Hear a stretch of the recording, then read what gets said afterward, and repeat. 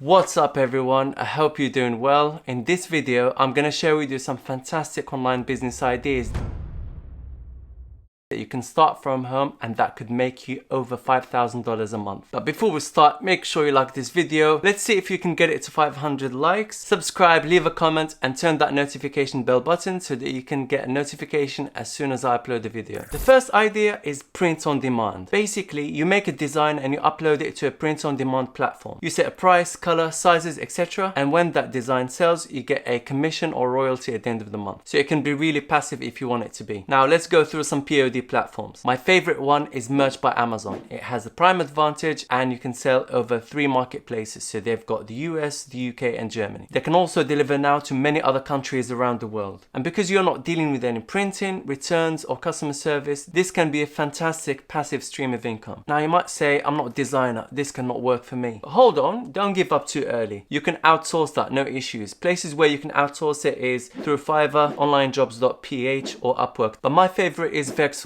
I use them quite a lot. They have really high quality designs and graphic elements and they have a department especially made for Merch by Amazon. They do design requests and they also send you a monthly newsletter which discusses trends and what you should be working on, etc. I've done a full review on their service, so make sure you check it out. I'm going to leave it up here for you. They're also giving my audience, you guys, a special discount, so make sure you check it out down below. I'm going to leave it in the description. You also have KDP or Kindle Direct Publishing. People generally think that they have to actually write an actual ebook to sell on KDP. But that's wrong. You can sell what we call a low content book or no content book, which is very easy to do. I'm going to show you how. What you want to do here is put your design on book covers and then make different low content or no content interiors. So like have an interior filled with lines so that people can use it as a line journal. Or you can make it as a music sheet style or planner or whatever it is that your audience might be attracted to. Next up is Etsy. It's a handmade only marketplace. It has more of an upmarket or premium clientele who doesn't shy away from paying the price if they really like what you're offering. And it's also mainly women shoppers, which is fantastic. As we know, women love to shop. So yeah, you can just about sell anything that is handmade. You know, candles, jewelry, digital downloads, designs, your own fonts, apparel mock-ups, plus much